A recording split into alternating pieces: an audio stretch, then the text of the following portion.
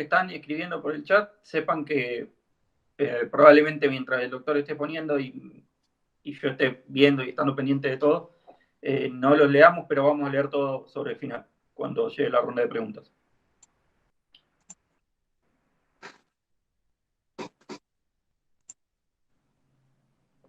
Bien, ya son las 6 y ya son la mitad de personas, así que vamos a inicio. Bueno, primero que nada, gracias a todos por haber venido. Tengo entendido que habrá algunos que sean los seguidores habituales del doctor Armesilla, porque él publicó el flyer antes de que lo hiciéramos nosotros y fueron los primeros que me escribieron para inscribirse. Para todos ustedes, saludos, supongo que no necesito presentación.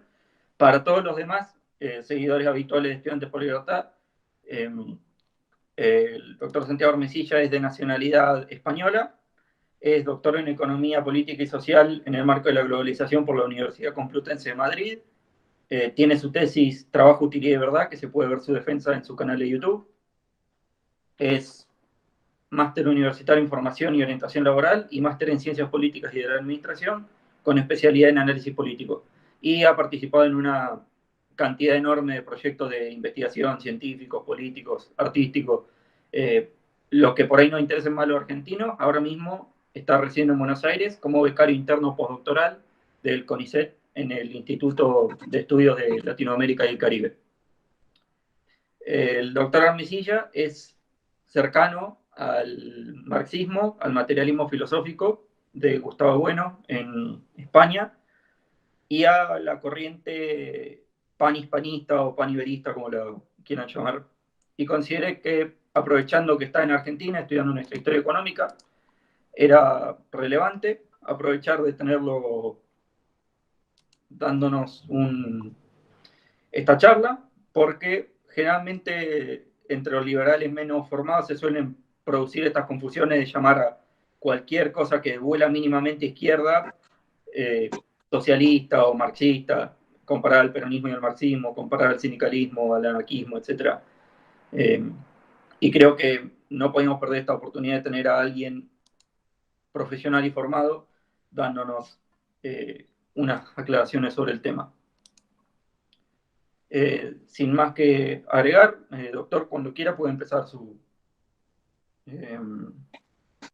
Bueno, pues gracias a ti, Eloy, por invitarme y a Libertad por darme la oportunidad de exponer este tipo de cuestiones en vuestra plataforma. Para mí es un placer hacerlo.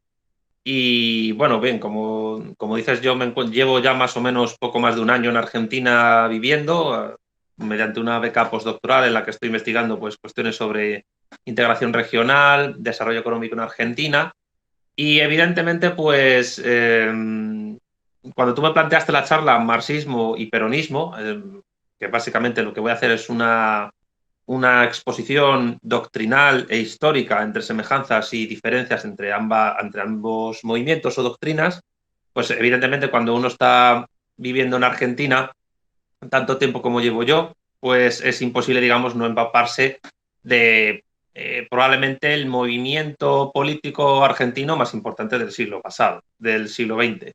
Digamos que junto con el radicalismo de la Unión Cívica Radical de Hipólito Yrigoyen sería probablemente el movimiento político más importante de Argentina en ese siglo y probablemente también el que más replicaciones ha llegado a tener sin dejar de ser nunca un movimiento político exclusivamente argentino en todo el continente.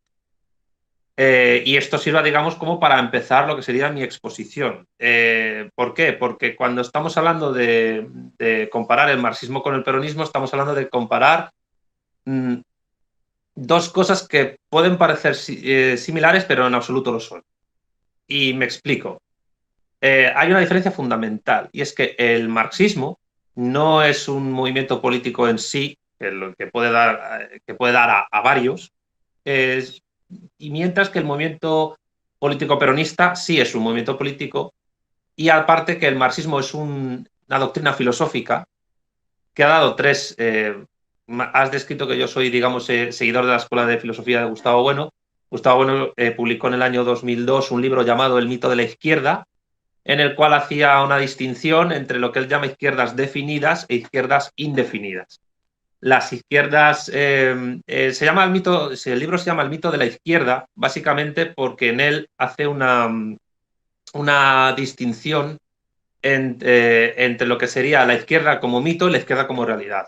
La izquierda como mito en sentido oscuro y confuso se da cuando la gente habla de izquierda en singular, en sentido unívoco. Bueno dice, y yo estoy de acuerdo con él, en que no cabe hablar de izquierda en sentido unívoco, sino de izquierdas en sentido plurívoco, análogo, plural. Las izquierdas son muchas e incluso difieren entre sí en cuestiones fundamentales, incluso a muerte literal. No basta con ver, por ejemplo, lo que fue la Guerra Civil Española. En las trincheras republicanas, pues teníamos anarquistas, socialdemócratas y comunistas peleando, matándose entre sí. Y no solo por una cuestión digamos, táctica estratégica, sino por una cuestión ontológica, porque los proyectos y las finalidades de estas izquierdas entre sí son totalmente opuestos. Pues bien, Bueno hace una distinción además entre dos modalidades de izquierda, las izquierdas definidas y las indefinidas, como decía. Ambas tienen características comunes, pero otras que son absolutamente distintas. Las izquierdas definidas son generaciones que se suceden históricamente desde prácticamente la Revolución Francesa. Como se sabe, a la izquierda del rey en la Asamblea Francesa en 1789 se sitúan los partidarios de la nación política, es decir, de la igualdad de todos los miembros del tercer estado frente a la ley y de la soberanía nacional, mientras que a la derecha se sentaban los partidarios de la unión del trono y del altar y del antiguo régimen. Los partidarios de la nación, los partidarios del tercer estado, serían los que configurarían en el contexto de la Revolución Francesa la primera generación de izquierdas políticamente definidas, que sería la izquierda jacobina. A esa le sucederían otras 5 generaciones de izquierdas, siendo la jacobina el género generador, izquierda jacobina o izquierda radical, y básicamente pues esas izquierdas definidas se definirían con respecto del Estado, es decir, tendrían un proyecto de Estado muy determinado, muy concreto. La izquierda jacobina tendría un proyecto de Estado republicano que se basaría básicamente en la ruptura del antiguo régimen y el establecimiento del Estado-nación como tal, la nación política, partiendo de la monarquía absoluta anterior, a la cual le realizaban una transformación que Bueno llama olización atómica, por la cual los súbditos y los estamentos dejan de existir y todos los miembros del Estado, toda la población se convierten en ciudadanos.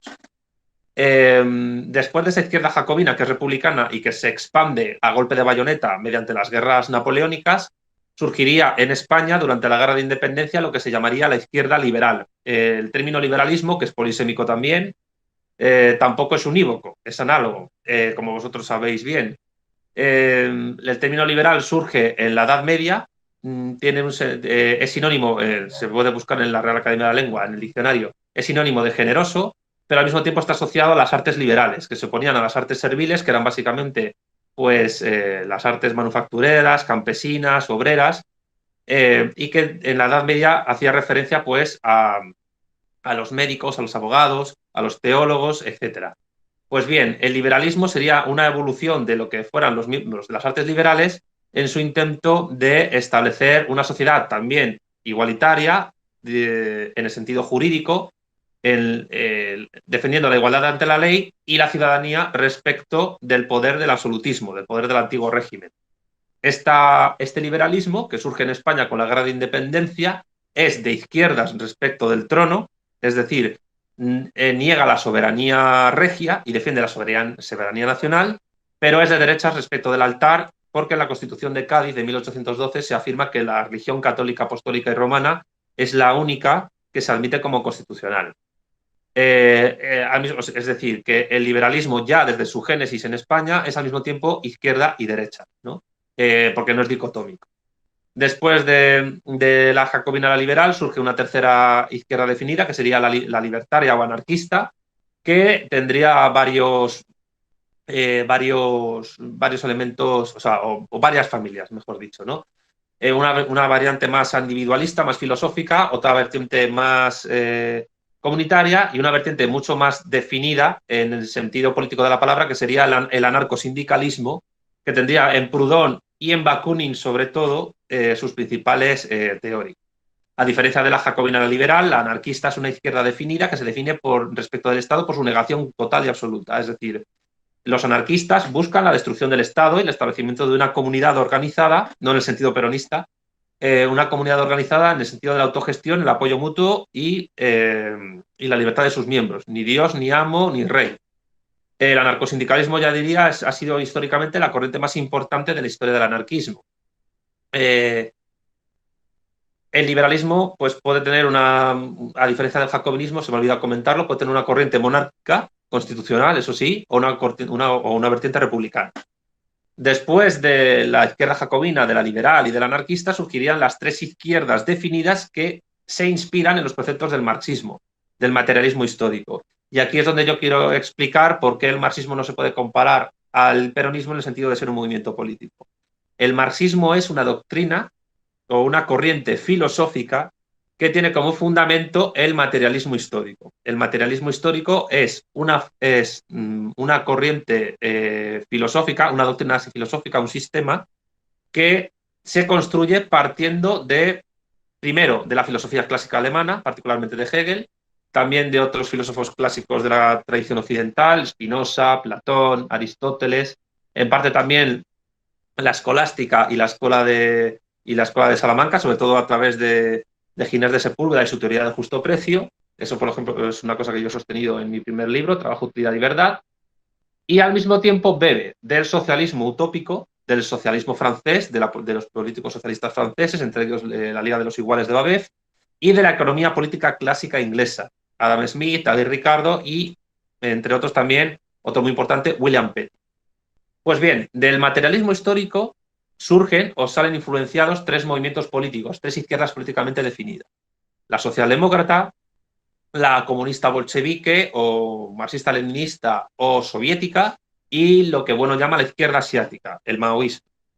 La izquierda socialdemócrata es una izquierda que pretende llegar al comunismo, entendido como modo de producción final al que se llega desde la transición socialista del capitalismo, partiendo del capitalismo, instaurando lo que entiende Marx por dictadura del proletariado, pero ganando elecciones, es decir, ganando elecciones dentro de la democracia liberal burguesa.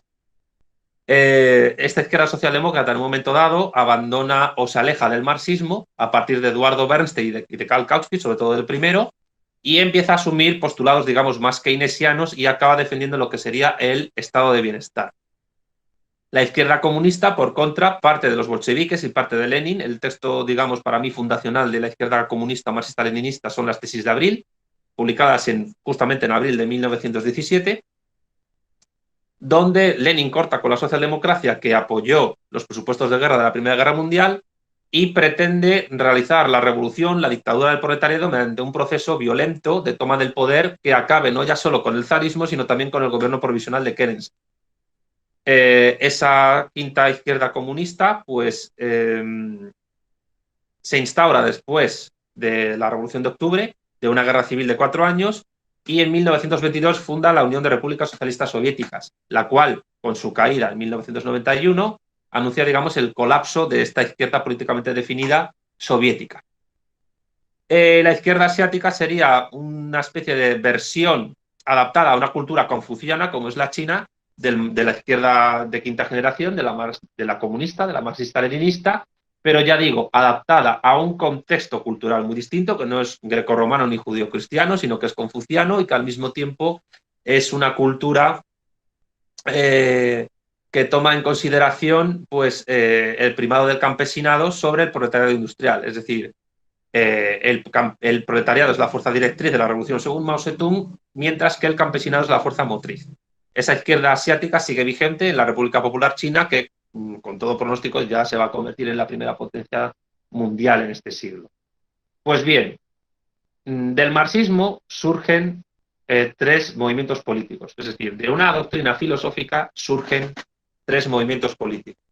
En cambio, del peronismo, que es un movimiento político exclusivamente argentino, surge una doctrina filosófica o se intenta construir una doctrina filosófica.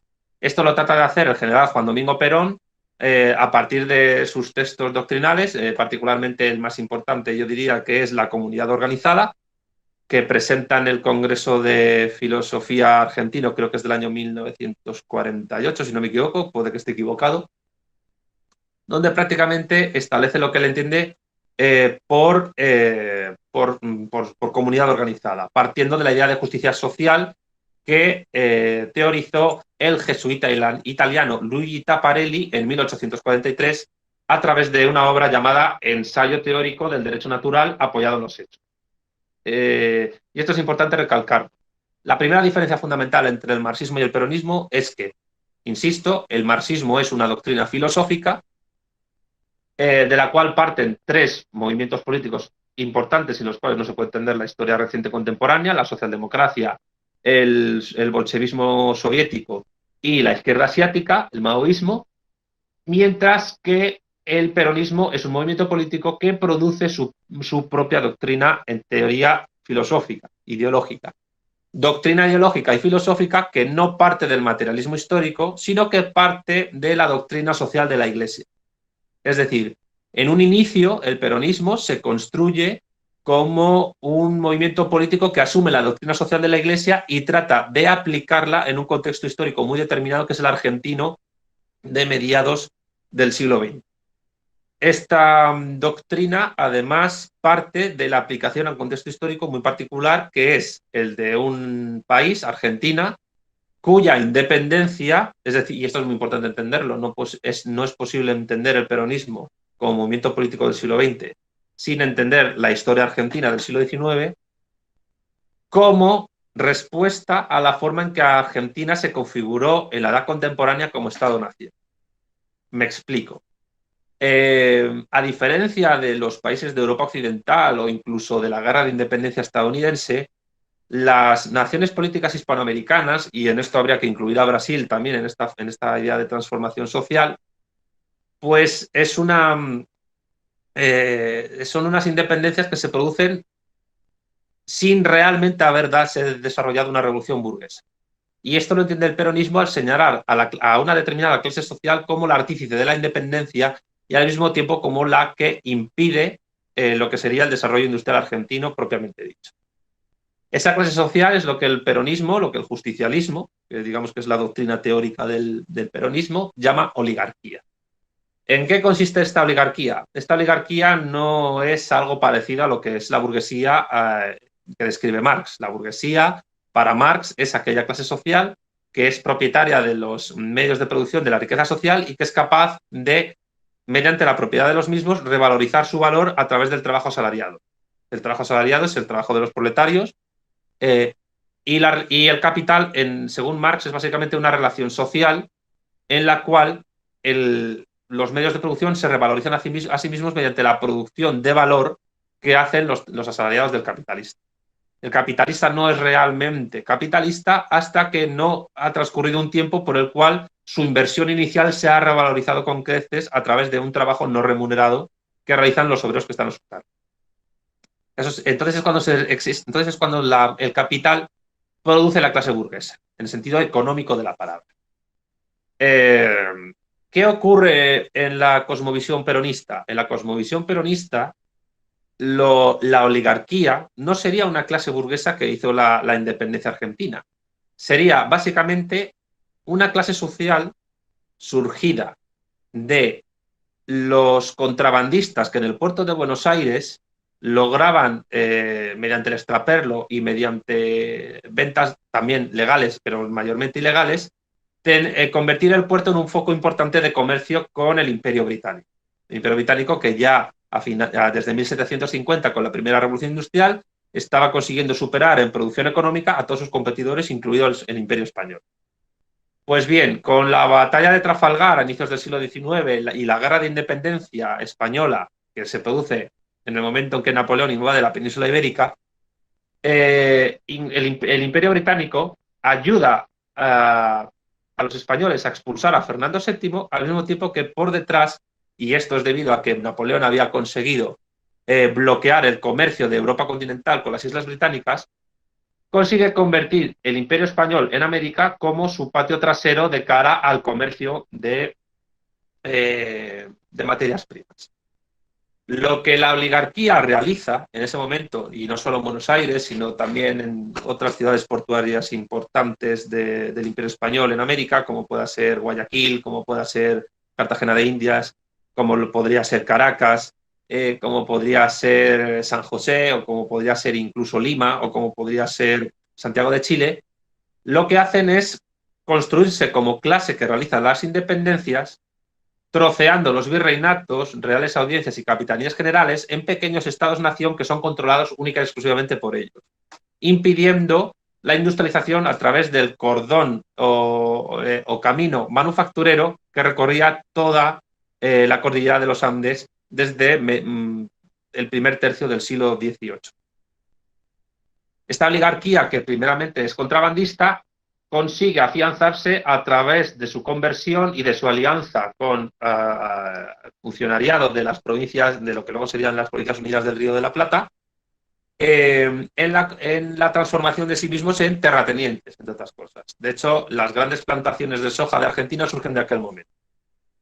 Pues bien, según la cosmovisión peronista, según la cosmovisión de este movimiento político única y exclusivamente argentino, la oligarquía, mediante su sumisión a la ideología del libre comercio del Imperio Británico, que es libre comercio para sus territorios de ultramar, para sus protectorados y para otras localidades, particularmente fueron el Imperio Español, Brasil y la China de la dinastía Qing, su foco fundamental de comercio, mientras ellos protegían, ejercían el proteccionismo dentro de sus fronteras.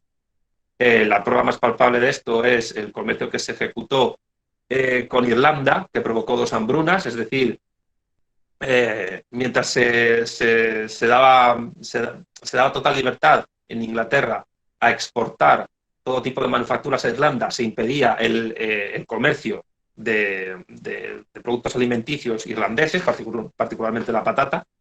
Eso provocó 2 hambrunas en Irlanda. La segunda fue la más mortífera, porque llegaron a morir cerca de 1,5 millones de irlandeses. Pues el peronismo entiende que esa oligarquía es la que ha frenado el desarrollo industrial argentino. Y es contra esa oligarquía con la que el peronismo construye su cosmovisión y su proyecto político. Y de ahí la idea de comunidad organizada de Perón. Para Perón, la burguesía industrial y el proletariado tienen que estar unificados para transformar a Argentina en un estado desarrollado a nivel industrial que acabe con el dominio de la oligarquía. Dominio que se fue transformando paulatinamente en otro tipo de clase social, en otro tipo de sociedad política, y que, digamos, asumió una suerte de aburguesamiento y de democratización, sobre todo después de la caída de la dictadura argentina en 1983. La comunidad organizada que Perón perfila y preconiza se basa en una conducción política establecida por él o por quien sea, en la cual el proletariado, la clase obrera, estaría organizada a través de sindicatos, teniendo un peso muy enorme en la construcción de esa justicia social de corte católico, que aliada con la burguesía nacional haría que Argentina dejase de ser una semicolonia británica. Y eso es lo que explica básicamente el peronismo. De ahí que el peronismo trate de engarzarse con Hipólito Yrigoyen en el siglo XX y previamente con el pensamiento y la obra política de Juan Manuel de Rosas y de José de San Martín como próceres de la República Argentina, ¿no? de la independencia y luego de la Constitución Nacional. Y por eso el peronismo se entiende a sí mismo como un movimiento coherente con esa misma historia argentina. Y por eso también el peronismo combatió al marxismo en sus fronteras, por lo menos inicialmente. La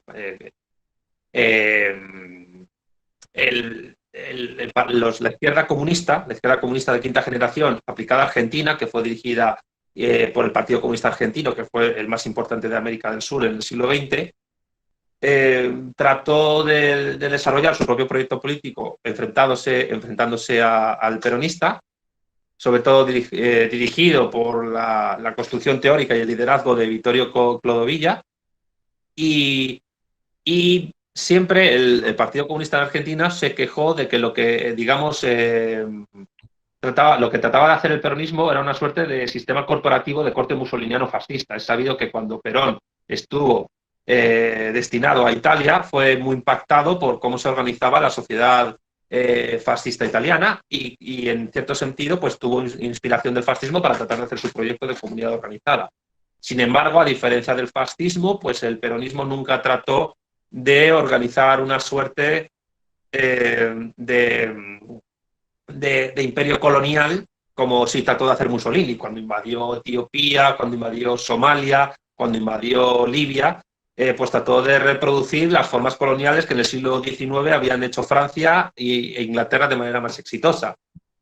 Al mismo tiempo, los sindicatos no formaban parte del Estado, como sí ocurría en el fascismo italiano, en el nacionalsocialismo alemán o en el franquismo español. Eran un poco más independientes, y aunque es cierto, y de esto se quejaban los comunistas argentinos, digamos que existía una burocracia sindical dentro de los sindicatos que impidía la organización de un movimiento, obrero independiente del movimiento peronista. Al mismo tiempo que esto ocurría, el peronismo nunca trató de organizar su movimiento a través de un partido único. Perón siempre entendió su movimiento como un movimiento y sin un partido rígido, estricto. De hecho, existía el Partido Peronista Femenino, que estaba asociado a la figura de Eva Perón, y al mismo tiempo pues existía otro sitio otra suerte pues de pequeños grupos asociados a ese movimiento que después del segundo mandato de Perón y de la Revolución Libertadora, que fue un golpe de Estado básicamente de la derecha militar, pues expulsó a Perón del poder durante 17 años, creo que fueron, y en ese momento pues se formaron otros grupos, la Resistencia Peronista, la Juventud Peronista, los Montoneros, y bueno, luego está el ala derecha que estuvo asociada a esa burocracia sindical y al ministro de Bienestar Social, José López Rega, también conocido como el Brujo. Perón nunca trató de organizar doctrinalmente a su movimiento a través de una doctrina, digamos, coherente y sistemática. El justicialismo nunca fue una doctrina filosófica al uso, fue más bien un conjunto de ideas que sí tenían en mente industrializar a Argentina a través de una alianza entre burguesía industrial y proletariado y campesinos contra la oligarquía, y que solo trató de extenderse externamente a través de una estrategia que se llamó de tercera posición. Esa estrategia de tercera posición, pues nunca trató de, ¿cómo decirlo? Nunca trató de construir doctrinalmente algo, sino que entendió que simplemente tenía que oponerse al imperialismo estadounidense y al imperialismo soviético. Por ahí el lema de ni yanquis ni marxistas. Por su parte, el peronismo, el marxismo, sí es una doctrina filosófica políticamente asentada, políticamente fuerte, que a través del materialismo histórico y a través de una tradición doctrinal que ya tiene unos 170 años, pues ha tratado de construir ciertos movimientos y cada uno de una manera distinta. Entonces, y con esto creo que voy a ir terminando porque creo que la exposición de las diferencias, luego voy a las similitudes que son muy pocas. Las diferencias pues son básicamente entre una doctrina que trata de establecer una suerte de tercera posición tercermundista, partiendo de la doctrina social de la Iglesia, y un movimiento político, mejor dicho, y una doctrina filosófica de la cual parten tres movimientos políticos que se han afianzado a lo largo del siglo XX en multitud de sociedades. Luego, además, hay otra diferencia importante, y es que el marxismo concibe el socialismo como un medio, mientras que Perón entendía el socialismo como un fin. Claro que su idea de socialismo nunca fue muy clara. Para él el socialismo era desde la Unión Soviética o la China de Mao Zedong hasta las monarquías con estado de bienestar escandinavas. Y él, básicamente, eso se debe a la idea de la cual él partía de justicia social.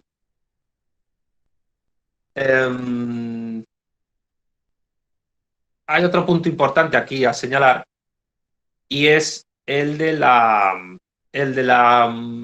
asunción de la idea de socialismo por parte de Perón en un sentido táctico o estratégico más que doctrinal. Perón nunca habló de socialismo en sus dos primeros gobiernos. Empezó a hablar de socialismo después de la Revolución Libertadora, en tanto que le convenía después de la influencia de la Revolución Cubana en 1959, porque quería asegurarse, digamos, grupos cercanos al marxismo, sobre todo al guevarismo, al foquismo guevarista o al trotskismo, para poder afianzarse en su vuelta al poder en el año 1973. Y si acaso, una cosa que podrían tener en común los peronistas y los marxistas sería en la concepción gradual de etapas evolutivas históricas partiendo de la instauración de lo que cada uno entiende por socialismo, ¿no?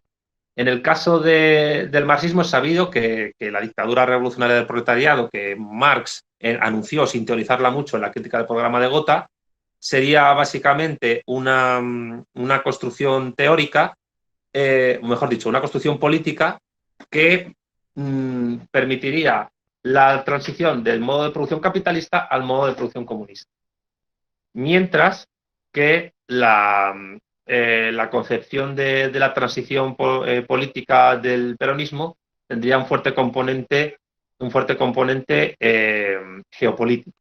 Por una parte, el peronismo entendía que después de la recuperación del Estado-Nación a través de la Revolución Justicialista, vendría el continentalismo, que básicamente uniría a toda América del Sur en una sola organización política, de ahí su pacto ABC con Getúlio Vargas y con Chile, o sea, y con el Brasil de Getúlio Vargas, y después de ese continentalismo se llegaría a lo que él llamaba un universalismo. Esto lo plasma en unos vídeos publicados en los años 70, inicios, que se llaman, creo que se llamaban Actualización Doctrinal para la Conducción Política, o algo así.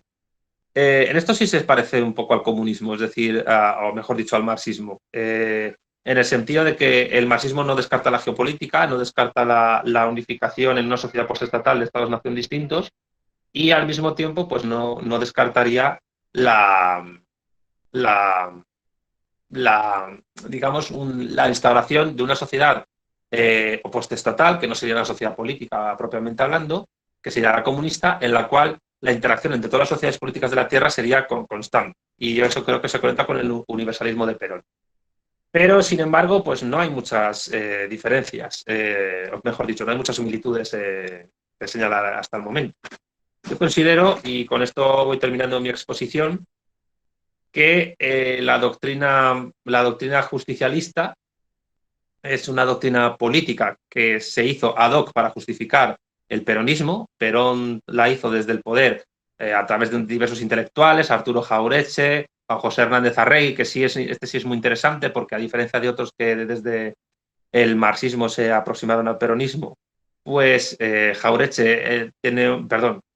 Arregui tiene una aproximación que parte del radicalismo, de la Unión Cívico-Radical, y que a través del filósofo marxista Rodolfo Mondolfo pues llega a asimilar el marxismo en un sentido nacional patriótico argentino. En esto se diferencia muy mucho de otro tipo de teóricos, ¿no? Pero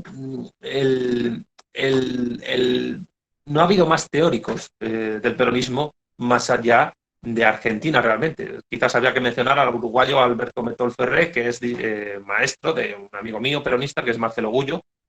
Y bueno, de hecho, se me olvidó comentaros que cuando me planteasteis esta exposición, pues esta exposición podía haber partido de un debate que antes de la pandemia del COVID-19 nos planteamos hacer en algún centro aquí de Buenos Aires entre Marcelo y yo, en la que habláramos de estas cuestiones en un sentido mucho más dinámico, porque habría público de fondo. Pero bueno, no se ha podido hacer por ahora. Tenemos 6 meses de por medio. Y bueno, como conclusión yo diría que la comparación peronismo-marxismo no puede hacerse en un sentido político porque estamos hablando de dos realidades distintas. El peronismo es un movimiento político, mientras que el marxismo es una doctrina filosófica, de la cual surgen inspirados 3 movimientos políticos que ya he descrito, que son las izquierdas definidas, socialdemócrata, comunista y asiática. Mientras que el justicialismo sería la doctrina ideológica generada ad hoc por el peronismo para justificarse en el poder, partiendo de la historia argentina particular que se produce a través de su independencia y que lleva a la lucha contra la oligarquía, que es la que hace la independencia argentina. Y bueno, creo que esto es todo lo que habría que exponer de momento y estoy abierto a las preguntas. Muchas gracias, doctor. Antes de pasar a leer las preguntas que el público haga por el chat, tengo un par de preguntas que me gustaría que tenía preparadas. Como usted debe saber, ha habido varias polémicas a lo largo de nuestra historia nacional entre marxismo y peronismo, y dos que vienen a mi memoria por su notoriedad son el debate en Canal 11 en 1973 entre el sindicalista José Rucci, secretario general de la CGT, y Agustín Tosco del sindicato Luz y Fuerza, que era marxista, y también el debate que ocurrió el año pasado en Crónica TV entre el ex secretario de Comercio del gobierno kirchnerista Guillermo Moreno y el fundador del Partido Obrero Argentino, Jorge Altamira, que pertenece a una rama del marxismo más bien trotskista. Le quería leer un par de citas de esos debates para que nos dé su opinión, tanto si las considera que son honestas, o sea, que reflejan sinceramente cuáles son las diferencias doctrinarias entre marxismo y peronismo, y también que dé su opinión personal como alguien que viene desde el marxismo, si considera que estos reflejan fielmente lo que el marxismo es. En primer lugar, la cita de Jorge Altamira en el debate del año pasado, que en representación del marxismo y en respuesta al peronismo dice que un movimiento popular dirigido por burócratas, militares y abogados va al fracaso, como ocurrió en el 55, en el que se entregó el gobierno al gorilaje. Los trabajadores argentinos tienen que tener un partido propio y aglutinarse como dirección, y no como columna vertebral que tenga que cargar el peso de sus desastres, sino como la cabeza que fija la estrategia. ¿Esto refleja la actitud del marxismo frente al peronismo?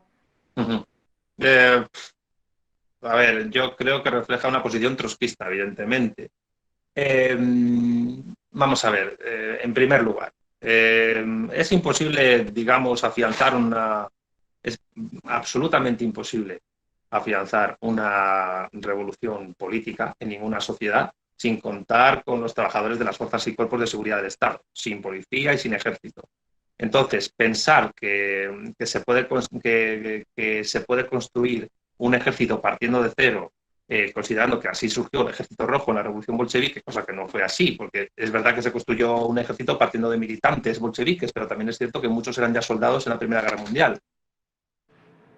Apoyaron precisamente a Lenin por eso. No tiene ningún sentido. Y en todo caso, el gran error que el propio Perón reconoció en un momento dado y que Evita se lo señaló, por el cual cayó, fue pues porque no hizo lo que hizo Stalin, que fue purgar el ejército. Perón yo creo que tenía un sentido castrense muy, muy acendrado, muy fuerte, de mucho respeto por la institución militar, pero no se dio cuenta que precisamente si lo que ha tumbado precisamente al peronismo en dos ocasiones ha sido el ejército. Pero es que el ejército lo tienes que tener de tu parte, no rechazarlo, que es lo que hace muchas veces los militantes trotskistas. Y yo, si me apuras, quería aclarar una cuestión que creo que es importante en mi forma de encarar las comparaciones entre el peronismo y el marxismo. Y es que yo no soy un marxista argentino. Yo no soy argentino, no pertenezco a ninguna corriente marxista hegemónica en este país, no soy trotskista, no soy foquista, no soy guevarista, no soy maoísta, no pertenezco a Razón y Revolución, aunque esta gente tiene algunos análisis interesantes y otros no. Y me ha acercado a este tipo de cuestiones históricas argentinas desde fuera, desde una perspectiva española, desde una perspectiva marxista española, con lo cual la perspectiva que yo puedo ofrecer es muy distinta a la que puede ofrecer un marxista argentino al uso. Aparte que yo tengo mis dudas de que el trotskismo se pueda considerar, propiamente hablando, una derivación del marxismo. O sea, para mí tiene la misma relación con el marxismo que puedan tener los arrianos o los nestorianos o los albigenses con el cristianismo católico. Pero bueno, eso es otra cuestión. Yo creo que hay muchos tipos de trabajadores. No solo están los trabajadores proletarios que producen valor y plusvalor. Hay trabajadores que lo que hacen es permitir que esa recurrencia del valor se produzca. Y entre ellos están los soldados. Entonces, una revolución que no tenga en cuenta a los soldados no puede triunfar. Si un trotskista me es capaz de explicar cómo una revolución es capaz de triunfar sin tener de su parte a militares y policías, pues yo estoy dispuesto a, no sé, a escucharle como mínimo. Bien.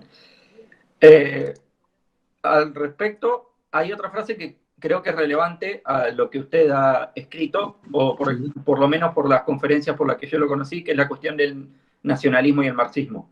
Sí. Guillermo Moreno, en ese debate con Jorge Altamira, dijo lo siguiente: nosotros tenemos un ordenamiento a partir de conceptos primarios donde la patria es el eje ordenador. El marxismo no tiene a la patria como eje ordenador, tiene a la clase obrera internacional. Cantan la internacional y no cantan la marcha. Ese es el elemento conceptual que guía su esquema de pensamiento. ¿Es apátrida el marxismo, doctora Mesilla? No, no es apátrida. A Guillermo Moreno ahí lo que está demostrando es dos cosas. Primero, un absoluto desconocimiento e ignorancia sobre lo que es el materialismo histórico. No sé si es ignorancia o es mala fe, aunque bueno, no puede ser las dos cosas. Y en segundo lugar, precisamente en el Manifiesto Comunista, yo he escrito un libro que se publicó en el año 2017 en España, en la editorial del Viejo Topo, que se llama El marxismo y la cuestión nacional española. Ahí yo demuestro, entre otras cosas, que el marxismo tiene un profundo carácter nacional político, que no étnico ni fraccionario. Y simplemente, si me permites, voy a recordar una frase que Marx y Engels exponen en el Manifiesto Comunista.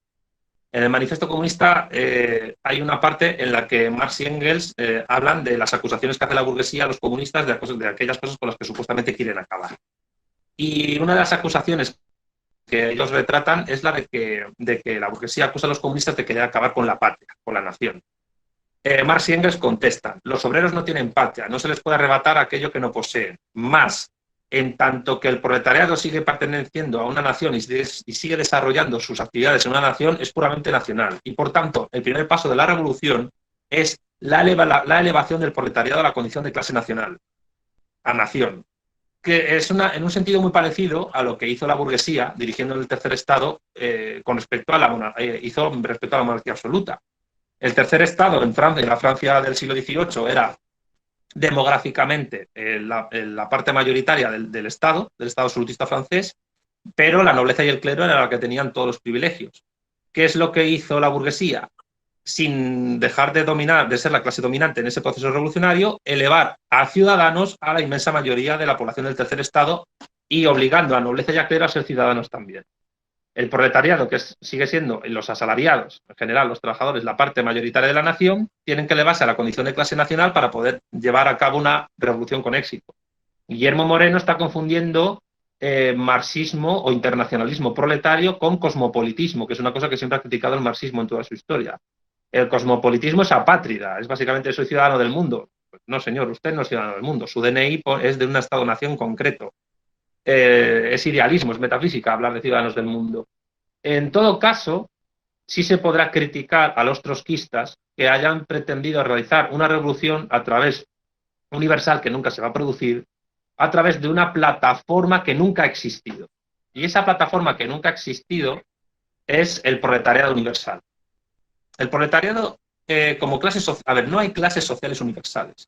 Entre otras cosas porque las clases sociales actúan dentro del contexto interno de un Estado. Y solo es a través de la dialéctica de estados o de imperios como su dialéctica interna de clases se vuelve universal o internacional. No ha habido nunca proletariado universal porque nunca ha habido burguesía universal. De hecho, las burguesías de distintos estados han estado enfrentadas entre sí a través de conflictos bélicos, igual que el proletariado.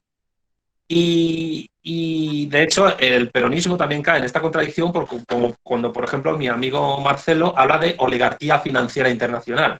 Hombre, la City de Londres, por la que pasa el 50% del capital financiero del mundo, es verdad que es para limpiar capitales, para temas de mercado negro y todo eso, pero la City de Londres está en un estado muy concreto, que es el Reino Unido, la Gran Bretaña e Irlanda del Norte. ¿Con esto qué quiero decir?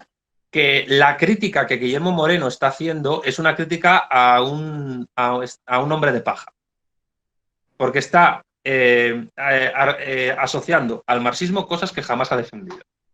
Y termino respondiendo a esto pues citando a un filósofo marxista italiano muy importante, Domenico Lo Surdo, ya fallecido, que decía que el marxismo solo ha triunfado en aquellas sociedades políticas donde se hizo profundamente nacional. ¿Y qué es hacerse profundamente nacional? Pues engarzar con las tradiciones culturales, antropológicas, sociológicas y la idiosincrasia propia de una sociedad política concreta. Cuando el marxismo no ha conseguido hacer eso, cuando se ha basado básicamente en ser un marxismo académico, universitario, o ha derivado en una suerte de izquierda indefinida, como pueda ser el trotskismo, el marxismo fracasa porque no lleva a cabo la tarea que tiene que realizar. Entonces, yo creo que el debate entre esto, porque me has leído dos frases de los dos contendientes en ese programa de televisión. Yo, con perdón de los dos, diría que el diálogo que tienen ambos, es una expresión española que voy a utilizar, es un diálogo de besugos. Es decir, no tiene ningún sentido. Sí. Tal vez le interese un poco más, entonces, el debate más histórico, más profundo entre Tosco y Rucci, en el cual tengo esta frase de Agustín Tosco que dice, Agustín Tosco, lo recuerdo, representa al marxismo. El papel fundamental que debe jugar el movimiento obrero es el de la palanca para la liberación nacional y social argentina, y no un factor de poder dentro del sistema. El movimiento obrero tiene un rol político fundamental, el rol hegemónico en el proceso de cambio. Por eso es evidente que quien quiera quedarse en los estrechos márgenes del economicismo, del movimiento obrero que demanda solamente aumento de salarios, va a ser permanentemente un apéndice del sistema. ¿Esto refleja la postura marxista antiperonista? Sí, yo creo que refleja bastante mejor lo que es la doctrina marxista en este sentido, de la dialéctica de clases. Tampoco tiene por qué ser una doctrina antiperonista per se, porque yo he podido escuchar el debate entre Tosco y Rucci en YouTube, porque se puede escuchar ahí, y tampoco, aunque conozco la animadversión tanto política como personal que tendían ambos personajes en aquel momento. Sin embargo, Tosco no es una persona que niega a los peronistas, a los sindicalistas peronistas, su acción dentro de un movimiento político revolucionario. Más bien podría ser al revés, aunque Rucci en el debate reconoce que hay cuadros sindicales dentro de la CGT, incluso altos cuadros, que no son estrictamente peronistas. De todas maneras, yo sí voy a decir que la posición de Tosco se asemeja mucho más a lo que sería la posición marxista que la que me has mencionado anteriormente del trotskista argentino. Muy bien, sí. Y la última frase, y después de esto ya puedo leer las preguntas del público, es la de José Rucci, que es el secretario general de la CGT peronista. Lo primero que hay que plantear es la defenestración de todos aquellos capitales que no están al servicio de los intereses de la nación y no se integran dentro de la comunidad. Como así hay industriales mercenarios que ofrecen toda su generosidad para los capitales extranjeros, también hay industriales que son argentinos y tanto más nacionalistas que nosotros. El capital nacional, si se integra dentro de la comunidad nacional y ofrece al trabajador un salario digno que le posibilite vivir decorosamente, no explota. Si el capital nacional tiene al trabajador en su fábrica sometido con salarios inmerecidos y dentro de un régimen que le somete, es tanto o más explotador y comete mayor delito que el de afuera por el hecho de ser argentino. ¿Coincidiría el marxismo con esta postura? No, es una postura estrictamente peronista, es decir, es coherente con su ideología, es decir, la burguesía nacional y el proletariado nacional tienen que estar unidos para industrializar Argentina frente a la consideración de la patria como un Estado sometido a la oligarquía nacional y a poderes extranjeros. Rucci expone en ese sentido la doctrina justicialista. Lo que ocurre es que para Rucci y para algunos peronistas, no para todos, la explotación de los obreros simplemente se define o se centra pues, en que haya empresarios que dejan a sus trabajadores en malas condiciones laborales, con bajos salarios, etc. No tiene nada que ver con eso. La explotación, según Marx, del proletariado es una explotación tanto activa como pasiva y que se refiere simplemente a la diferencia que hay entre lo que se le paga por salario a un obrero con respecto a lo que produce. Hay una diferencia que es básicamente una resta y eso es el plusvalor. Entonces, ¿qué ocurre? Que el plusvalor sigue existiendo perennemente en la comunidad organizada que los peronistas preconizan. De ahí el gran choque entre unos y otros. Si bien es cierto que en algunos puntos se pueden poner de acuerdo, sin embargo, en esta cuestión fundamental es donde se produce la diferencia.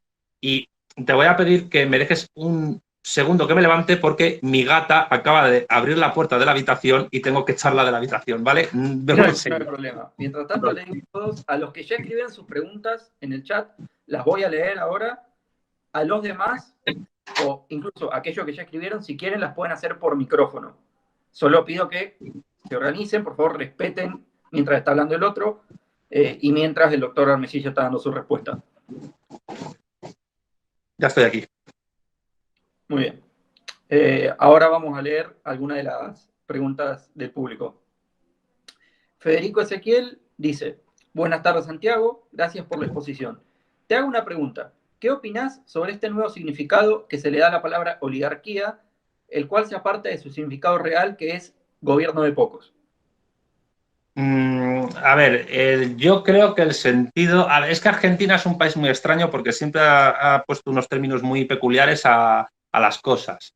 Lo que se llama oligarquía, lo digo sobre todo porque si uno analiza, por ejemplo, las batallas entre federales y unitarios, yo todavía me pregunto por qué a los federales se le llamaba federales y a los unitarios unitarios, cuando a los unitarios habría que llamarles porteños o filoporteños y a los federales, en el fondo, pues patriotas, ¿no? Esa es mi interpretación del asunto, porque realmente no eran tan federales, simplemente querían que todas las decisiones no se decidieran única y exclusivamente por parte de eso que llaman oligarquía porteña. Además, porque el federalismo como estrategia o movimiento político es otra cosa.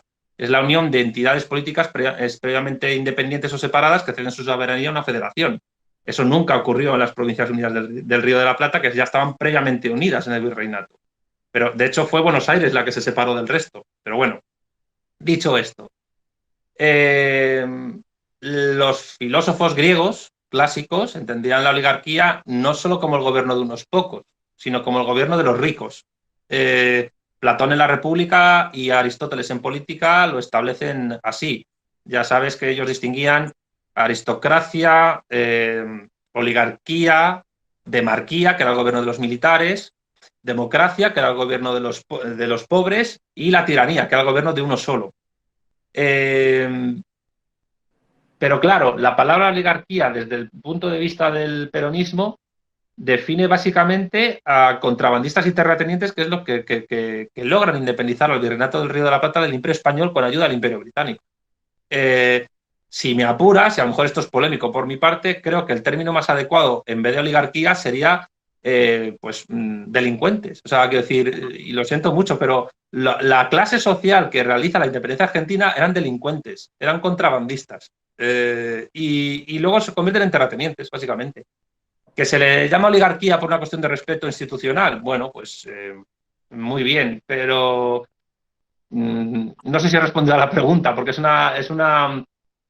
bueno, yo, a ver, es que a mí me da igual si quedó correcto o incorrecto, o sea, la historia es la que es y no nos la podemos inventar, pero básicamente el término oligarquía asociado a esa clase social puede tener sentido para justificar la acción del movimiento peronista, pero es verdad que no es un término que se asemeje a lo que históricamente se ha entendido como oligarquía desde la filosofía política grecorromana. Eso sí es cierto.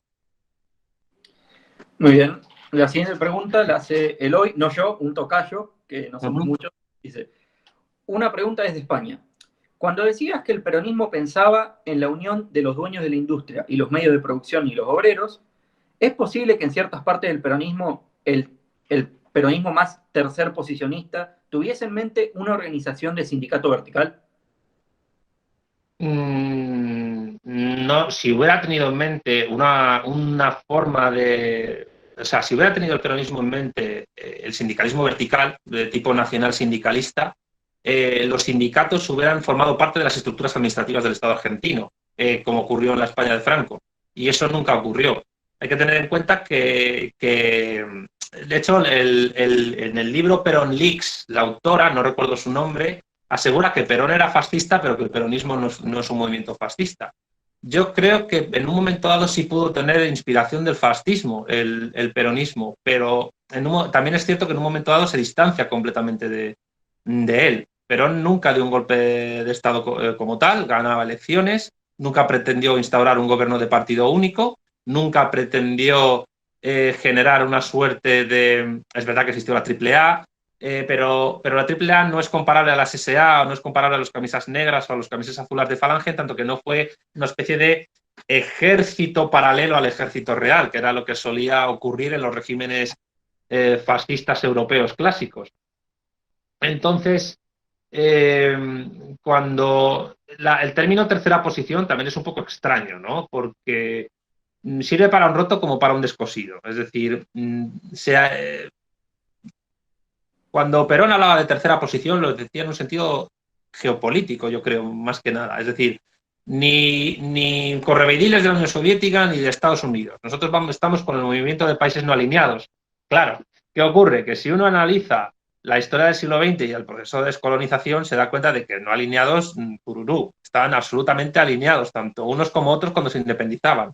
Unos más cercanos a la Unión Soviética y otros más cercanos a los Estados Unidos de Norteamérica, o de América, como quieras. Pero el tema es que Perón nunca llegó a estructurar un Estado fascista al uso porque no se atrevió a hacerlo, o no quiso hacerlo, o no supo hacerlo.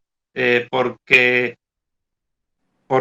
básicamente para poder establecer un estado de tipo corporativista fascista, necesitas, es verdad, al ejército de tu parte, pero también necesitas amedrentar al ejército a través de una milicia paramilitar lo suficientemente amplia y fuerte como para someter no solo a los militares, sino también a los civiles. Y eso en el peronismo nunca ocurrió.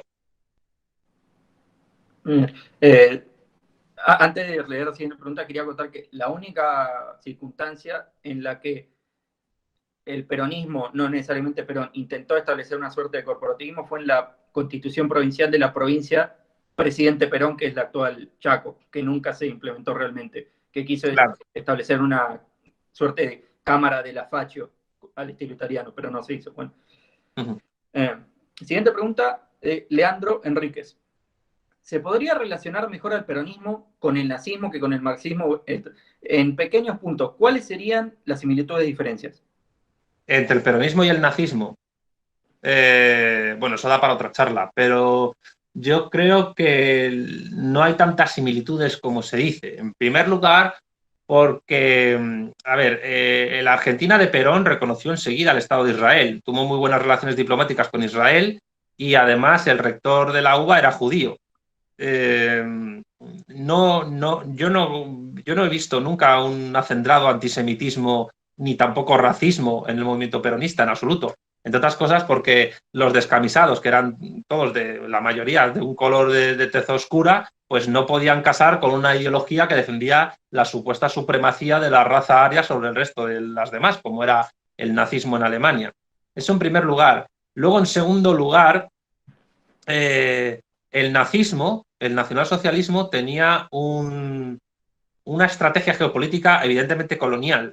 ¿Por qué? Porque el espacio vital que Hitler teorizó en el Mein Kampf, el Lebensraum, a lo que más se asemejaba era a tratar de implantar en Europa del Este una cosa parecida, un granero, como era el Reich británico para el Imperio en Londres. Es decir, Hitler tenía como referente al Imperio británico para establecer en Europa del Este el Reich de los alemanes. Y particularmente siendo ese el núcleo del Reich, Ucrania. El peronismo jamás tuvo en mente convertir ninguna parte de América del Sur, y tampoco menos aún de Argentina, en un Reich, en una especie de colonia agraria. Más bien todo lo contrario. Lo que querían era, bueno, desde su perspectiva, claro, liberar a América del Sur del coloniaje yanqui marxista, o mejor dicho, yanqui soviético. Movimientos políticos históricos importantes en el siglo XX que más se asemejan al peronismo serían el basismo panarabista en Siria y en Irak, Saddam Hussein, la dinastía de Assad, y el naserismo en Egipto, que también fueron regímenes que en un momento dado oscilaron entre la represión de los comunistas o de su alianza táctica frente a terceros. Y de hecho el saludo, es cierto que por ejemplo en la Siria actual se hace el saludo romano, pero por muy increíble que pueda sonar, no tiene la connotación fascista que tuvo en Europa.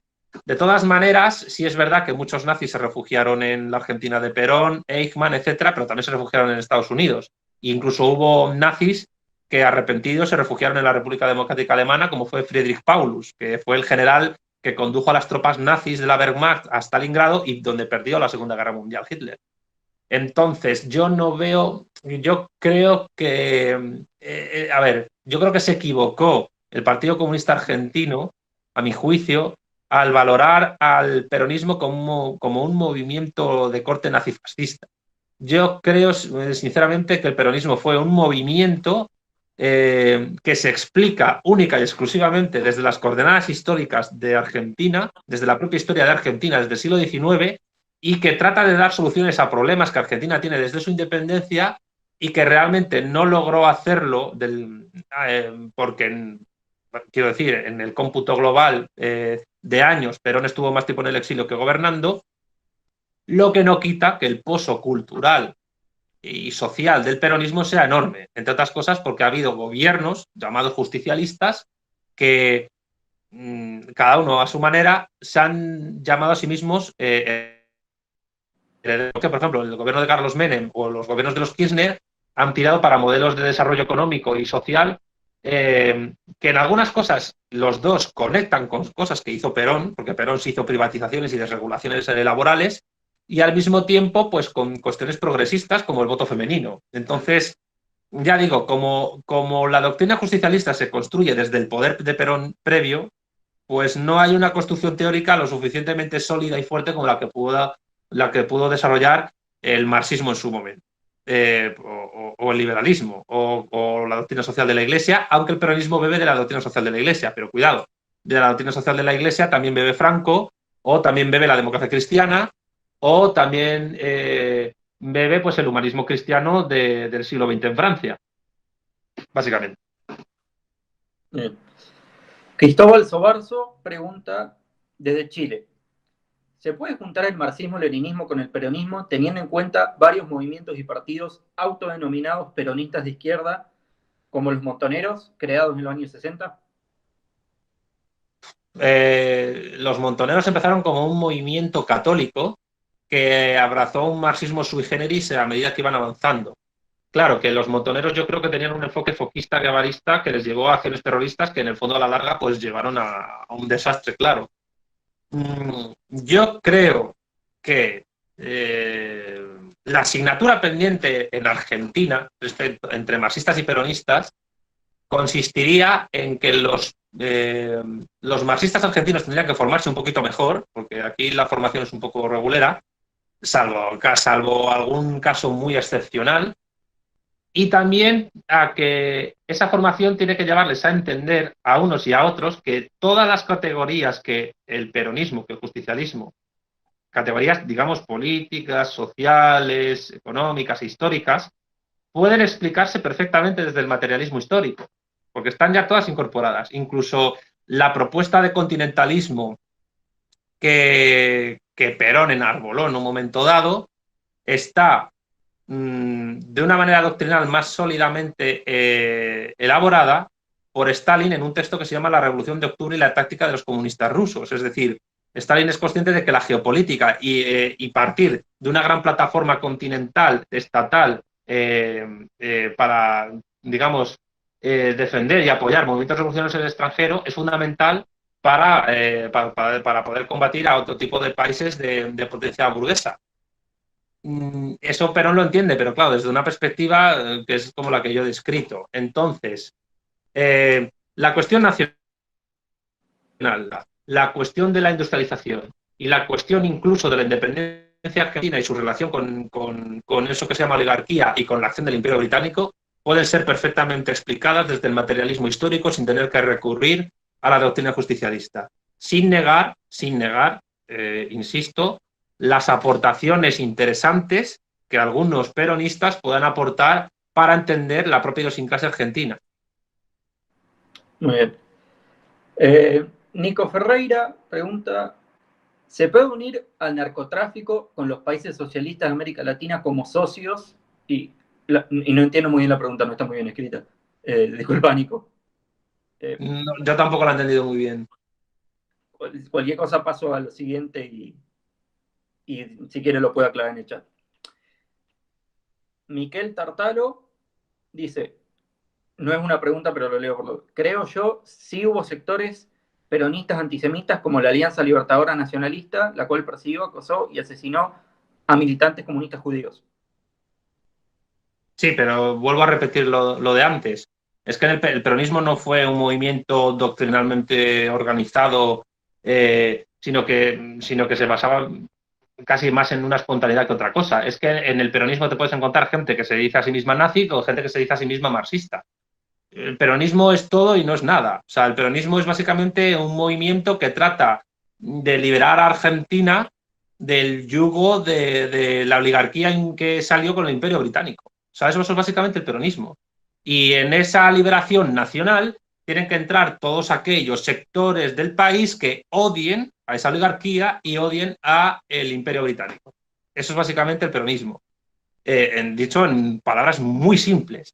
Entonces, a Perón le venía bien que llegara el que llegara. Lo mismo llegaba López Rega que llegaba Hernández Arregui. Pero claro, eh, como Perón, es que insisto, como Perón estableció una doctrina desde el poder y apenas contó con teóricos importantes, más allá de, pues ya he dicho, Hernández Arregui, Arturo Jauretche, John William Cook, etcétera, pues no tú ha tenido mucho recorrido histórico aquello. Te puedo dar otro dato interesante a este respecto. A ver, las grandes doctrinas políticas, ideológicas e incluso religiosas, es decir, el cristianismo, el liberalismo, el marxismo, antes de llegar a tener el poder político de una sociedad, han tenido que elaborarse teóricamente y hacer un ensayo-error en la práctica para mejorar su teoría. El peronismo es justo al revés. El peronismo llega al poder, se establece en el poder, trata de elaborar una doctrina, pero es que resulta que los dos máximos teóricos del peronismo, los dos máximos exponentes teóricos del peronismo son Juan Domingo Perón y Eva Perón. Es decir, un texto doctrinal del peronismo es La razón de mi vida, de Evita Perón. Y claro, entonces, comparar La razón de mi vida con los Grundrisse o con Materialismo y Empiriocriticismo de Lenin, pues es osado, sinceramente. Entonces, a mí no me extraña que pueda haber peronistas antisemitas o peronistas judíos, como el filósofo José Pablo Feynman, que además es progresista. Muy bien. Lucas Vallejos comenta, Perón participó activamente y fue uno de los líderes del golpe y posterior dictadura de 1943. Inclusive, el PJ, antes de llamarse justicialista, fue el Partido Único de la Revolución, que fue una fusión del laborismo, la Unión Cívica Radical, justo alguien se quería unir, la Unión Cívica Radical, JR, no me acuerdo qué, y otros sectores. ¿Puede ser que Perón haya intentado una especie de dictadura de partido único en esos años? La Junta Renovadora, eso. Sí, bueno, eso es una posibilidad que muchos historiadores defienden. Lo que ocurre es que Perón, que para algunos era el cerebro de aquel golpe, del GO, pues sin embargo trató luego de destacarse por sí solo, pues bueno, fue vicepresidente del gobierno, estuvo en el Ministerio de Defensa y luego estuvo en la Secretaría General pues, de Trabajo, y es desde ahí donde empezó a desarrollar digamos, decretos sociales para con los trabajadores y los campesinos.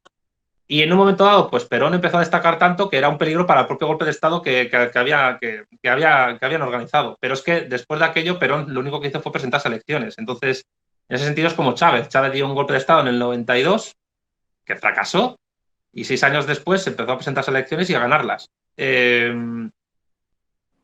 ¿Cuáles eran las intenciones de Perón en aquel momento? Pues bueno, como luego la historia discurrió por otros caminos, pues eso yo creo que entra dentro de la investigación histórica o incluso de la historia ficción. Bien. Miquel Tártaro escribe, la caracterización del Partido Comunista Argentino en su momento era de nazi-peronismo. De hecho, lanzaron un famoso manifiesto llamado Batir al nazi-peronismo para abrir una era de libertad y progreso, elaborado por el ruso Victorio Codovilla.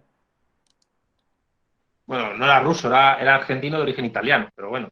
No, el prorruso, disculpe. Ah, prorruso, sí. Bueno, a ver, es que es que yo insisto, yo creo que un gran error fue caracterizar al peronismo de nazi. Yo no niego que no tuviera gente afín al nazismo en el movimiento. Esencialmente hablando, nunca fue tal. Y con esencia me refiero a aquello que hace que algo sea lo que es en distintos contextos históricos. Y en este caso, pues en los contextos históricos del nazismo, del peronismo nunca tuvo esa... Ya he descrito lo que fue el nazismo a nivel ideológico, político. El nazismo era un movimiento racista que quería un imperio colonial en Europa y apoderarse básicamente del mundo, repartirlo en tres zonas, que era la geopolítica de Karl Haushofer, ¿no? América para Estados Unidos, Europa y África para Alemania y Asia para Japón. Ese era el proyecto geopolítico de los nazis. ¿Qué proyecto geopolítico colonialista para generar un granero en alguna parte tenía Perón? Que se sepa, ninguno. Yo creo que el Partido Comunista Argentino tiene un problema que es muy parecido al que tuvo el Partido Comunista de España. Y es que, sin dejar de defender a la Unión Soviética, que me parecía bien en su momento, sin embargo, nunca elaboraron doctrinalmente un marxismo propio, un marxismo aplicado a la realidad argentina, o muy parcialmente, o muy concretamente en algunos aspectos determinados. Pero no, en Argentina y en España nunca ha habido pues un maoísmo o un leninismo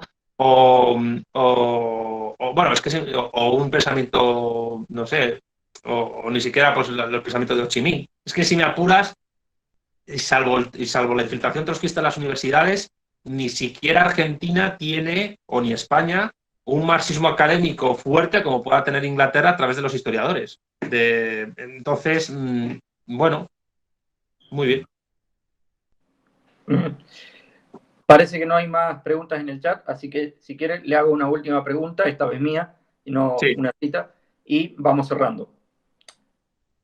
He visto su conferencia online acerca de las izquierdas indefinidas y el populismo, en Sí. donde usted cita a Ernesto Laclau, justamente.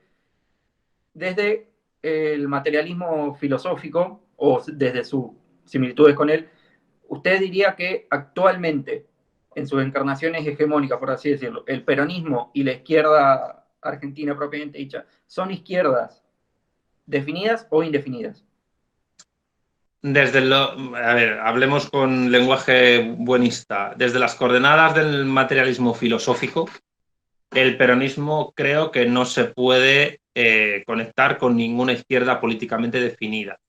Si es verdad que con Carlos Menem se aproxima al liberalismo o a unas ciertas corrientes del liberalismo conservador, mejor dicho, y en el kirchnerismo se aproxima a ciertas corrientes socialdemócratas de Europa Occidental. Pero como tal es un movimiento que no puede ser encuadrado ni en, creo yo, en las generaciones de izquierdas políticamente definidas del mito de la izquierda y tampoco en ninguna de las familias ideológicas, o mejor dicho, de las modulaciones ideológicas históricas que tuvo la derecha y que Bueno trató en el mito de la derecha. En el mito de la derecha es un libro posterior de Bueno, donde hace una especie como de ampliación de la dicotomía izquierda-derecha desde las coordenadas de su materialismo, donde distingue, partiendo de la realidad de la derecha, que es tratar de hacer continua la acumulación originaria de la propiedad en el antiguo régimen y la unión del trono y el altar, pues enfrentarse a las izquierdas que van surgiendo mediante tres modulaciones históricas. Una sería la derecha primaria o reaccionaria, es decir, a los reaccionarios, aquellos que quieren volver a 1788, Caballero Bonal, José de Maistre, Donoso Cortés en España, el carlismo, la derechona, ¿no? Los que tenían un cura en un armario, básicamente, ¿no? Luego estaría la derecha liberal, que sería al mismo tiempo izquierda liberal por la cuestión que yo he tratado, es decir, frente al trono, soberanía nacional, respecto del altar, confesionalidad del Estado.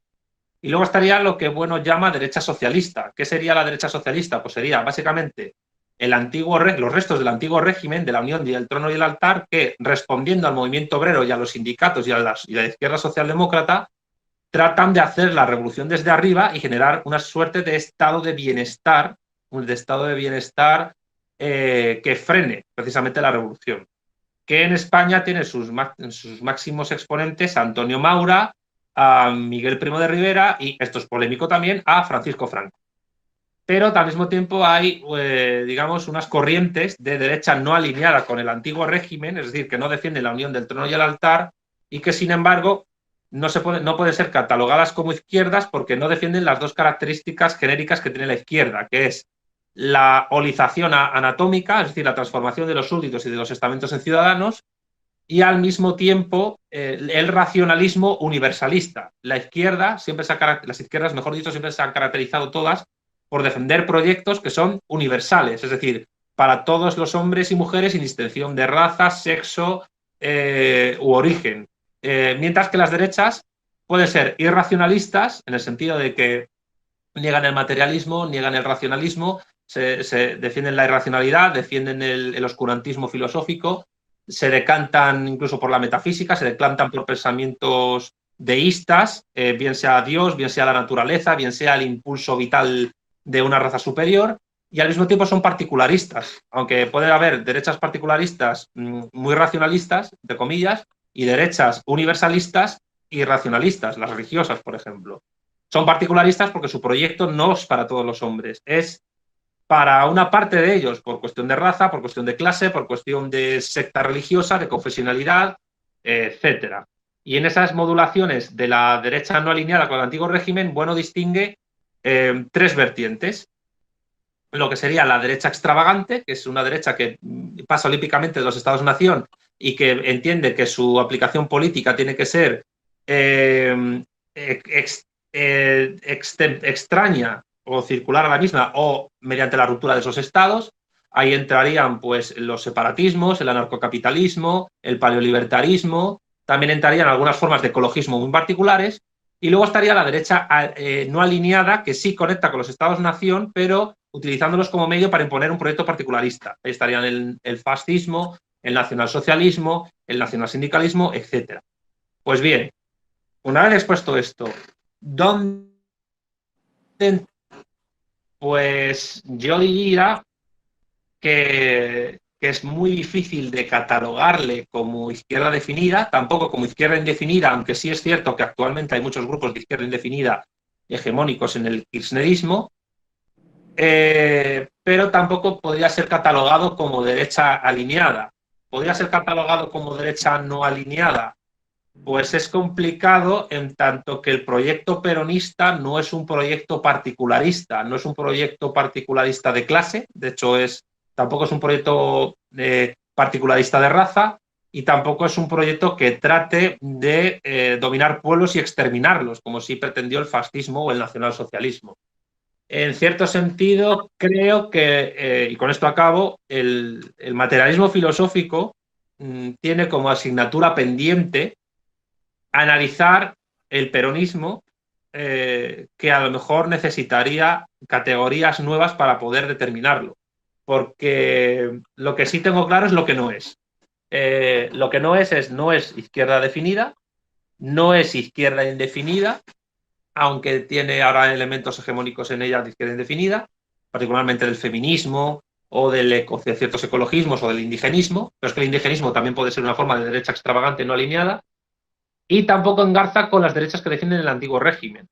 Entonces, quizás pueda ser una suerte de movimiento que empezó siendo o estando inspirado por las derechas no alineadas, particularmente la fascista italiana, pero que en un momento dado rompe con ellas y, engarzando con la propia idiosincrasia histórica de Argentina, desarrolla un movimiento de tipo nuevo que está por catalogar. Y esto también lo digo porque si yo entiendo que el peronismo conecta con el naserismo o con el basismo panarabista de Siria o Irak, es porque estos son movimientos que también están por ser analizados por el materialismo filosófico. Porque hay que tener en cuenta que las izquierdas y las derechas que Bueno analiza son movimientos que se producen mayormente en países culturalmente cristianos. Y es cierto que Argentina lo es un país culturalmente católico, pero desarrolla un movimiento que tiene más en común con los movimientos de liberación nacional coloniales de Oriente Medio que otra cosa. Entonces, eso es una asignatura a estudiar en el futuro y, bueno, alguien lo hará, no sé quién. Surgieron un par de preguntas más en el chat, no sé si usted ya tiene ¿Apuro por terminar o...? No, estoy a vuestra entera disposición. Bien, entonces las leemos. Miquel Tártalo, que veo que es una persona leída porque está escribiendo bastante, dice, concuerdo que fue un error la caracterización por parte del Partido Comunista y que el PC hizo mucho seguidismo de la Unión Soviética, incluso hasta Gorbachov, hasta 1991. Pero de haber sido otra historia, ¿cree que el Partido Comunista hubiese podido romper o fraccionar el Partido Justicialista como hizo el Partido Comunista Chino con el Kuomintang? Eso es historia ficción y es imposible de saber. Lo que yo sí sé es que el Partido Comunista Chino, y el peronismo siempre se ha comparado con el Kuomintang, consiguió no solo romper el Kuomintang, sino conseguir que el ala izquierda del Kuomintang se uniera a la coalición que actualmente gobierna la República Popular China de 1949. Pero eso ocurrió porque China sí desarrolló su marxismo netamente chino, cosa que Argentina no hizo. Entre otras cosas porque el Partido Comunista Argentino, al igual que pasó en el español, fueron excesivamente seguidistas de lo que se decía desde Moscú. Y yo repito, está muy bien por internacionalismo proletario defender a la Unión Soviética, como puede ser ahora mismo muy positivo defender a la República Popular China, pero uno es de su país y uno tiene que desarrollar su marxismo aplicado a su país. Y eso en Argentina nunca ocurrió. De hecho, si volvemos al debate de Rucci y Tosco, Rucci acusaba a Tosco de ser servicial al imperialismo soviético y eventualmente el Partido Comunista apoyó la dictadura de Jorge Rafael Videla por direcciones de Moscú. Bueno, algunos, pero también es cierto que la dictadura de Videla asesinó a muchos militantes del Partido Comunista Argentino. La cuestión es que el Partido Comunista, a ver, un partido comunista para triunfar tiene que hacer, Lenin decía que sin teoría revolucionaria no hay movimiento revolucionario. Y Argentina y España tienen en común que nunca desarrollaron una teoría revolucionaria propia. La cuestión es que el Perón sí desarrolló desde su esquema una teoría revolucionaria propia dentro de lo que es la idiosincrasia cultural e histórica de Argentina. Ahora, que el justicialismo haya realizado realmente una revolución en Argentina, eso es algo que habría que analizar. Yo soy partidario de que realmente nunca concluyó ninguna revolución. Elian Volcán, no sé cómo se lee, dice, ¿el marxismo debe estar de acuerdo con el lenguaje inclusivo y la agenda progresista? Esa pregunta es muy rara, pero tiene una respuesta muy básica, no. Muy bien. Cristóbal Sobarzo pregunta de nuevo, ¿puede haber ciertas similitudes entre el peronismo y el franquismo? Es verdad que Perón esto es Vox Populi, ¿no? Vox Populi porque es historia. Perón acabó exiliado en la España franquista porque no tenía dónde ir, le habían echado de otros países y también porque a Franco le debía cierto agradecimiento por haber Perón exportado trigo a España durante la época del aislamiento internacional. Que Perón lo hizo por una cuestión estratégica, pero también por una cuestión de afinidad con la hispanidad, ¿no? Pero el franquismo fue derecha socialista y el peronismo no fue derecha socialista. La doctrina social de la Iglesia es muy fuerte y muy importante en el peronismo. Sin embargo, en un momento dado, en el segundo mandato, Perón se enfrentó a la jerarquía católica y hubo peronistas que quemaron iglesias. Es que ya lo digo, es que desde la filosofía materialista de la que yo vengo, está por hacerse un análisis histórico de lo que es el peronismo. Un análisis que tiene que ser no solo histórico, sino de filosofía de la historia. Claro. Muy bien. Leandro Enríquez pregunta, ¿cuáles serían las diferencias y similitudes en cuestiones propagandísticas entre el peronismo y el marxismo y cómo ve el peronismo en el plano político, económico y social en la actualidad y su dirección hacia el futuro? A ver, el marxismo no tiene per se una especie de actividad propagandística. Eso lo hacen los movimientos políticos inspirados en el marxismo y son muy diferentes entre sí. Sin embargo, yo con esto acabaría la respuesta a esta pregunta, a esta parte de la pregunta. Sí es verdad que hay similitudes en tanto que el comunismo o la socialdemocracia o el maoísmo, cuando han conseguido enardecer a las masas en sus naciones respectivas, ha sido porque han entroncado con la historia nacional. Pongo como ejemplo la Gran Guerra Patriótica, que es el título que tuvo la Unión Soviética la fase de la Segunda Guerra Mundial que se desarrolla en el frente oriental entre la Alemania de Hitler y la URSS de Stalin, y que desde el propio Stalin hasta todos los cuadros del Partido Comunista Bolchevique de la Unión de Repúblicas Socialistas Soviéticas, pues se defendió engarzar esa lucha contra los alemanes con la historia de Rusia. Y es conocido el discurso de Stalin en la Plaza Roja en 1941, cuando ya la Operación Barbarroja se estaba realizando, en el cual conecta a los soldados del Ejército Rojo y a todos los rusos con Alexander Nevsky y otra serie de ídolos de la historia rusa que se habían opuesto a invasiones anteriores, germánicas, polacas, de la Horda de Oro, etc. En un momento dado, el peronismo trata también de engarzar a los obreros argentinos con cierta historia anterior que te conecta en parte con el Imperio Español, ¿no? Esa es la parte donde se conecta más fuertemente. Ahora, la segunda parte en otras cosas no hay mucha conexión, por las cosas que he explicado, pero más en lo doctrinal que en la propaganda. En el momento actual, es que yo no sabría decir, es que ahora mismo se supone que el justicialismo está mandando en Argentina, pero claro, la coyuntura global con la pandemia de la COVID-19 no creo yo que sea muy dada a hacer determinados experimentos ideológicos kirchneristas tradicionales. De hecho, salvo el experimento en televisión que hizo Darío, es que no sé pronunciar el apellido. Bueno, eso. Con creo que era, ¿qué novela era? La de Juan Rulfo. No sé, que la intentó traducir al lenguaje inclusivo, es básicamente una estupidez. Eso, ¿qué le resuelve a los argentinos traducir novelas clásicas de la literatura argentina al lenguaje inclusivo cuando lo que hay que impedir es que aquí haya una pandemia? Pues no sirve absolutamente para nada. Entonces, Alberto Fernández no está por la labor, que de vez en cuando se le escape un todes, pues bueno, es una performatividad de estas, de la Sociedad del Espectáculo de Guy Debord, pero poco más. Muy bien. Un usuario que parece ser espía del gobierno chino dice, ¿qué opinión tiene del proyecto de China llamado Ruta de la Seda? ¿Podría considerarse imperialismo? Sí. Pero a mi juicio de momento es imperialismo generador, o mejor dicho, sí, es imperialismo generador. A ver, hay que tener en cuenta una cosa.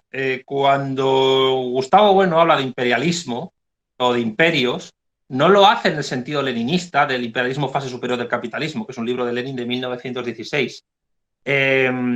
Lo que Lenin describe en 1916 es básicamente la actuación de los países capitalistas en tanto que potencias coloniales de Europa Occidental entre los años 1870 y 1914. Y ese colonialismo es simplemente una versión, ese colonialismo que Lenin llama imperialismo, es simplemente una forma muy particular de imperialismo depredador que Bueno cataloga en España frente a Europa. De momento, el proyecto de la franja y la ruta, que es básicamente, en China yo diría que lo que estás tratando de realizar es la construcción de un anillo tecnológico comercial que recurre al planeta, por la cual le lleguen mercancías de todo el mundo y al mismo tiempo él sea, pues eso, el imperio del centro, tratar de generar una serie de infraestructuras que eleven las condiciones sociales de los países donde se desarrolla. Y cuidado porque Bueno siempre afirma que toda depredación conlleva generación y viceversa. Bueno cataloga al Imperio Español como imperio generador, pero eso no niega la depredación a través de matanzas que hubo o la explotación de indios en las minas del Potosí o la esclavitud, en absoluto.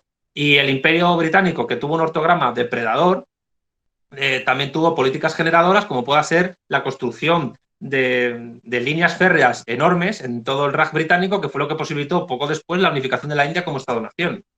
Es decir, puede haber los imperios generadores depredan y los imperios depredadores generan. El tema es la norma fundamental de esos imperios, cómo se desarrolla.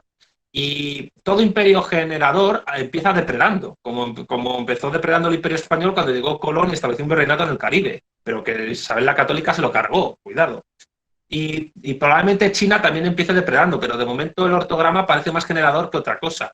Lo que ocurre es que al ser una cultura confuciana, una cultura que se tiene a sí misma como imperio del centro, y nada más que ver los mapas, cómo se ven en las escuelas en China, China aparece en el centro del mapa mundi.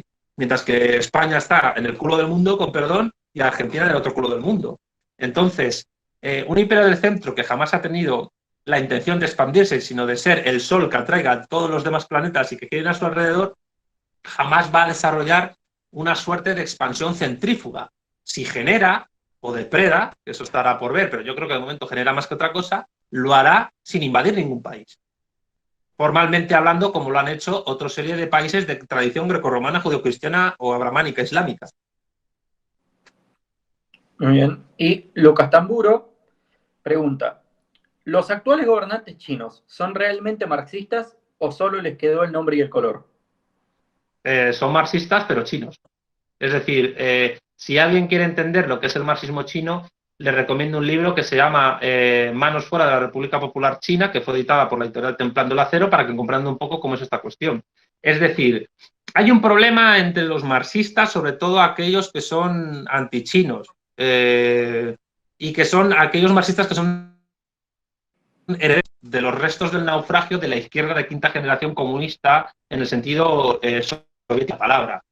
Y es que se deriva de los enfrentamientos ideológicos y geopolíticos que hubo entre comunistas, leninistas y maoístas en el siglo pasado, y que tuvo como punto de inflexión la guerra chino-soviética que en la frontera entre ambas potencias en Asia tuvo en los años 50-60, en Manchuria, y que llevó en parte a la consideración de revisionista por parte de los comunistas a los chinos, y de los chinos a los leninistas de socialimperialistas o socialfascistas, sobre todo a partir del mal llamado informe secreto de Nikita Khrushchev contra Stalin. A ver, yo entiendo que de los restos del naufragio de la URSS, los que piensan que la defensa de la Unión Soviética tiene que ser política actual más que política histórica, entre otras cosas, lo de política actual lo digo porque la URSS lleva más de 30 años, bueno, casi 30 años sin existir, tienen que entender que ahora mismo el proyecto marxista de facto estatal realmente existente es China, y aparte que es el proyecto marxista político más longevo de la historia. La Unión Soviética duró 69 años, la República Popular China ya lleva durando 70 años. Y esto no es óbice para que desde el marxismo se puedan hacer críticas a la política china o críticas incluso doctrinalmente a lo que ellos defienden, ¿no? Pero yo, sinceramente, que lean a Deng Xiaoping, que lean a Xi Jinping y que lean el libro que yo he expuesto, porque creo que hay un desfase entre unos marxistas y otros, porque a ver, los marxistas no pueden defender fracasos. Los marxistas, y cuidado, hay fracasos que son luminosos. La Unión Soviética tuvo un fracaso luminoso, como fue fracaso luminoso el imperio de Alejandro Magno. Pero la defensa de un proyecto fenecido tiene que ser una defensa ideológico-política histórica, pero también para entender por qué salió mal, por qué cayó, por qué eso cayó. Y al mismo tiempo hay que ser materialista.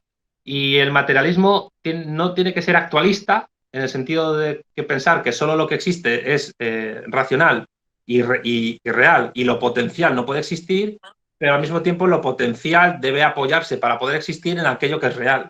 Y aquello que es real en sentido marxista actualmente como potencia es la República Popular China. Además hay que tener un dato a tener en cuenta, y con eso termino.